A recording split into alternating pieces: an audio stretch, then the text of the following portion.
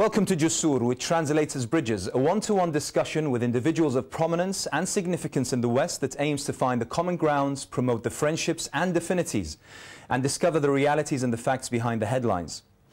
60 years on from the Nakba, or the Palestinian catastrophe, and at a time when the world's collective eyes are focused on the events in the Gaza Strip, virtually no one amongst the high and mighty can properly identify a way out of the ongoing and escalating crisis that has engulfed not only the entire region of the Middle East, but has had a profound impact and effect far beyond. Today, my guest is one of the most prominent thinkers and speakers on the Israeli-Palestinian conflict. His sincere, open and honest assessment of the situation through a number of publications, including The Holocaust Industry, Beyond Chutzpah and the Rise and Fall of Palestine, has placed him high amongst the most respected scholars and authors who have put their names, their reputation, and in some occasions even their safety at risk, as a consequence of speaking the truth. Being born and raised in the United States by Jewish parents who survived the concentration camps of Auschwitz during the Nazi Holocaust did not spare him from being accused of being a Holocaust denier, a Jewish self-hater and laughably an anti-Semite. Yet among hundreds of millions around the world, including Arabs and Muslims, he is seen as a courageous and honorable scholar who is also a great friend. My guest today is Dr. Norman Finkelstein.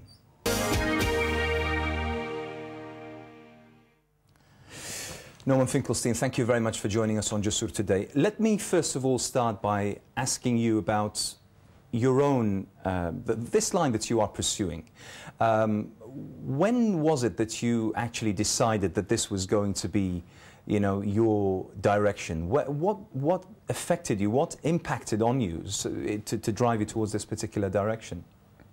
Well, there's a general cause and then there are specific causes. Generally, I grew up in a home which was very hostile to war for obvious reasons, given what my parents endured during the war.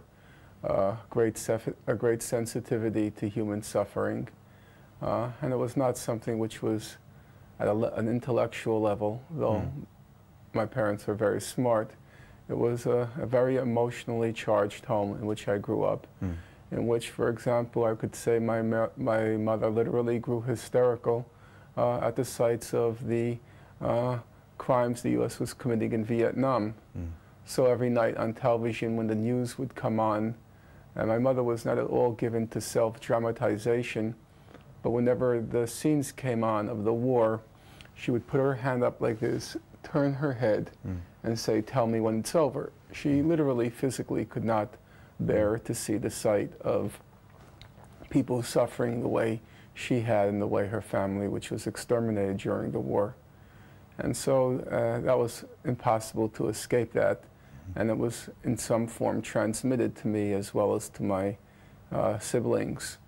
On a specific question of Israel-Palestine, I became involved in June 1982 at the time of Israel's invasion of Lebanon. Yes. And I was involved in the picketing of the Israeli consulate in New York. And then at that time, certain discussion, I would belong to a Jewish group who was opposed to the war in Lebanon. And there were intellectual discussions, and one topic which came up with great frequency was Zionism, about which I had known very little. And I turned that into my doctoral dissertation. Yes. So now I had both a political commitment and a scholarly commitment. And then obviously I'm Jewish, so I had a personal commitment. And the three came together.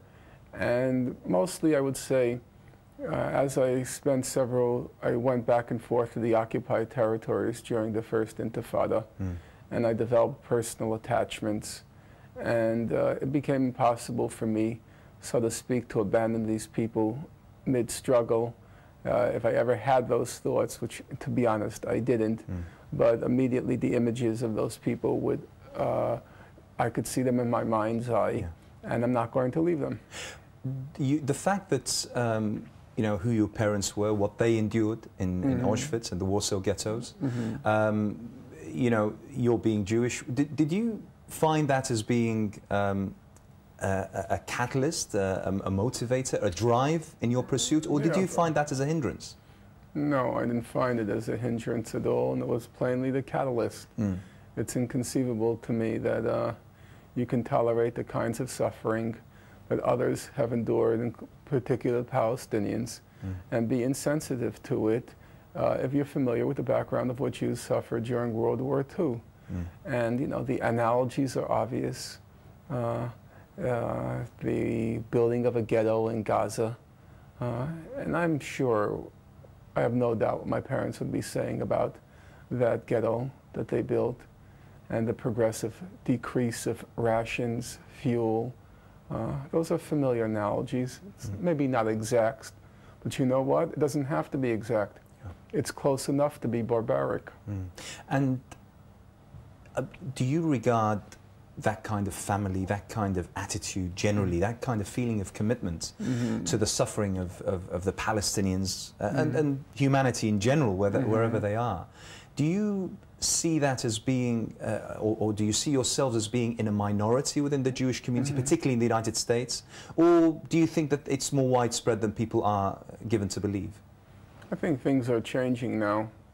I don't think it's for the same reasons as what motivated me. In my case, it was basically, as I said, peculiar, maybe you can even say eccentric sensitivity to human suffering. But in the case of Jews generally, I think the picture is most Jews are liberal. They believe in the rule of law. They believe in these basic liberal Enlightenment values, basically because they've benefited enormously from them. They flourished in the United States under a regime of a rule of law and so forth. And now it's becoming more and more difficult for American Jews to reconcile these bedrock principles with what Israel is doing.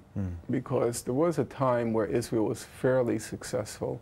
In fact, I take that back, very successful at concealing what it was, concealing the reality of its policies.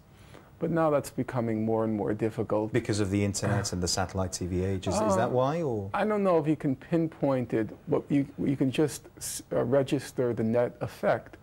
The net effect is that severe criticism of Israel has broken into the mainstream, not marginal people like myself. I'm a marginal person, but it's no longer people like me, you know, it's people like Jimmy Carter. And the usual sorts of smear tactics that are used against people on the margins, Holocaust denier, anti-Semite, they seem to have an element of credibility because who knows me? But they don't work against Jimmy Carter. Yes. He's the most revered ex-president in our history. And so when you try those tactics against him, they don't stick. And so it's becoming more and more difficult for American Jews who claim to be wedded to liberal values to justify what Israel is doing, not just domestically, but internationally. So, for example, when the National Intelligence Estimate report came out saying that Iran was not involved in the program of a nuclear weapons program, the whole world breathed a sigh of relief. That's right. There's not going to be a war. The whole world except one country. And the one country is Israel, which says the NIE report's a lie, and we still have to attack Iran. Well, most American Jews are liberal. They grew up in the generation, give peace a chance. And here's this warmongering country, which has frankly become a crazy state, and which says war, war, war. And it's becoming an embarrassment for American Jews. It's not only an embarrassment, it's becoming a problem, because if the U.S. goes to war and the war turns into a catastrophe like Iraq, American Jews are going to be blamed. So for both ideological reasons and reasons of self-interest, they're distancing themselves from Israel. Israel is out of control. It's a lunatic state.